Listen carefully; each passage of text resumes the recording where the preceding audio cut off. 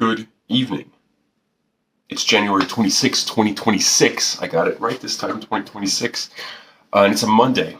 Here in Sherbrooke, it is currently -9 degrees Celsius, 15 degrees Fahrenheit.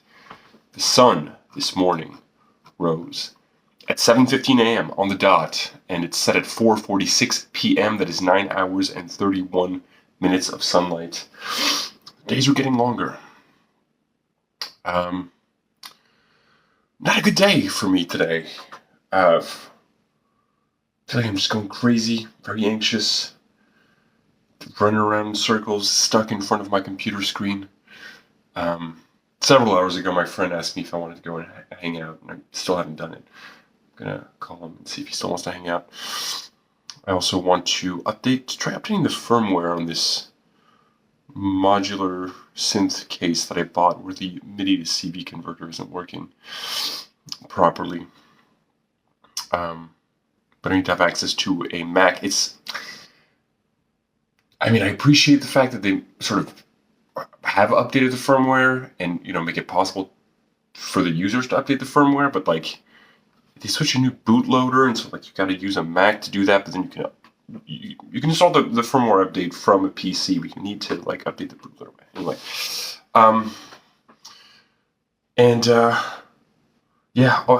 I've also been having digestive issues today. I think it's been I don't know if you can actually hear it. My stomach was just grumbling now. It's just been really tough today.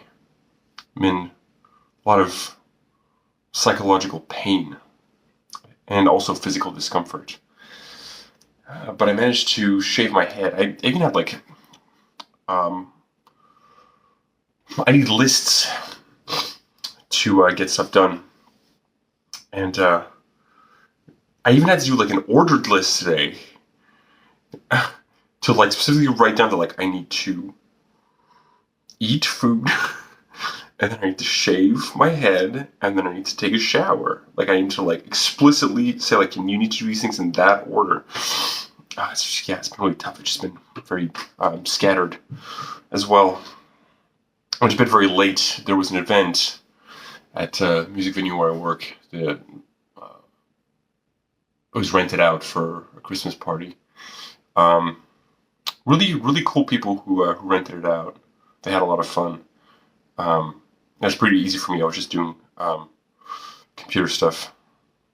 This thing called Bandit by this website called Over the Wire, where you have to connect to their server through SSH and then complete these very, very beginner friendly, by the way, which is really helpful for me, tasks.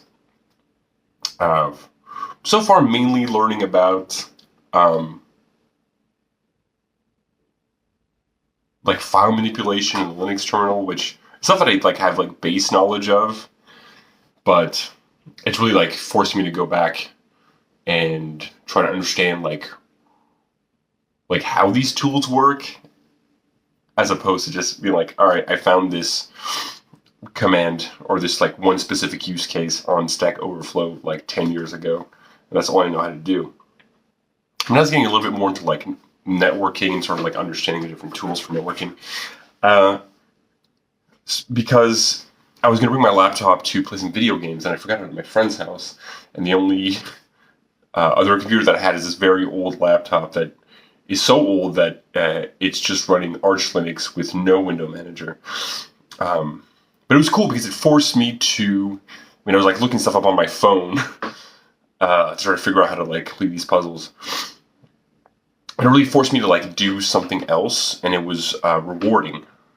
And yet today I spent all day just in front of my computer, just not doing fucking anything. But yeah, I did end up going to bed at 4 o'clock in the morning. So, yeah. Today I'm thinking about the song Cumberland Rag by Richard Dawson, who I spoke about a few days ago. This is from his debut album, at least as far as the albums that are available on, they're widely available. I think he had put out some stuff independently beforehand, and through other names I do know that he put out like ambient music through some other names before that. Anyway, um, which I listened to this while at work a few days ago, and it was really good. Some of the songs, I forget which one specifically. Scratching my psoriasis. I told him to stop doing that. Yeah, one in particular, the way that it was mixed had a lot of like obnoxious frequency content. I don't know. I'm really sensitive to certain like ranges of frequencies, and I find them just very grating. And this had that like pretty steadily throughout, and it's very difficult to listen to. But not this song. This song is really beautiful, and also today I was feeling like I was taking a shower and I was like sort of like freaking out from anxiety, and I was thinking like this song is how I feel generally in my life right now, which happens to me periodically where I will really identify with a particular piece of music, and usually that's a sign that I'm mentally not doing very well.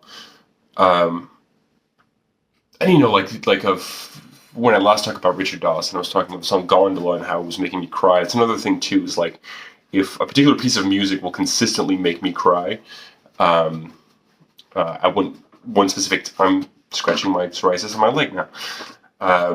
At one specific moment, like period in my life, that's usually also a sign where my mental health is pretty bad. But yeah, like through listening to a lot of Richard Dawson recently, I've really come to appreciate how incredible of a guitarist he is. And I was actually, I think, one of my favorite guitarists. He's so good. Like, I mean, I knew he was, but I was like often more fixated on his lyrics, and which, I mean, is a good idea. I would recommend anybody get fixated on his lyrics because they're amazing. But I've just been like listening more to his guitar playing and his arrangements in general. I mean, I've always loved his arrangements, but specifically guitar, and so this song is instrumental. So I didn't really have a choice but to focus on his guitar playing because it's just the sound of him playing guitar. And it starts off like a pretty straightforward instrumental solo guitar blues composition. Maybe not fully improvised, but with some improv, as you know, is quite common in the blues. With a lo-fi recording, but then he just gets more and more chaotic, and like dissonant, and wild. Not like full Derek Bailey level, but like airing towards Derek Bailey, like getting very close without necessarily colliding with Derek Bailey's like wild atonal style.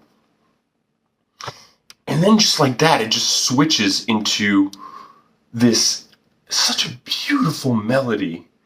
This like really sad and like mournful, melancholy riff. It's so beautiful. And it just sort of goes back and forth between those two things. And yeah, I think it's just like going between like it's not necessarily chaos, it's chaotic. There's all an order to it, but like being on the verge of like sounding like it's gonna break down, and then just like switching between that and like the sadness. I can really relate to that.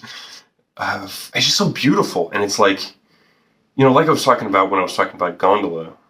When I was talking about his guitar playing, especially on the instrumental tracks on Nothing Important. He sounds like he's like about to lose control, And I just think it takes such skill as a performer, like to allow yourself to get to that point like an artist that I'm pretty sure I've talked about before, who like is one of the biggest inspirations on like the way that I approach live performance is David Thomas Broughton, who I've talked about before, and he would, I mean, he probably still does, he still performs, but basically what inspired me so much is that like I'd see these videos and listen to these recordings of him performing live, and he'd like create impediments to himself to make it more difficult to perform his songs. Like, I remember like for a while he was just like, he always stick a toothbrush in his mouth, and he'd like sing this whole show with a fucking toothbrush in his mouth, right? Or like he would do a lot of live looping, but he'd like embrace like imprecision in these live loops, and they just get more and more chaotic. It was so good. I mean, it's probably still good. I just don't really know what he's up to now. Although I did buy a video of him performing The Complete Guide to Insufficiency, which is one of my favorite albums, for like the 20th anniversary or something. And I didn't watch the whole thing, so I was pretty disappointed. He did this thing where, and it's his right to do so, he did this thing that I loathe, which is like artists who, like, when they're performing, will completely change the vocal melody. Like, I understand changing some bits, but will like change the vocal melody so much that it's unrecognizable. And it's like, but like, I sort of feel like that's like with George Lucas and when he did like the Star Wars remasters and he changed a bunch of shit, and it's like I get, this is gonna sound pretty entitled, but I also say this like as a performer who has changed stuff in his songs, but I guess the difference is that like not that many people hold what I do dearly, if that makes sense. Not that people don't like my music, but like my music is not like important to a lot of people. But anyway, it just,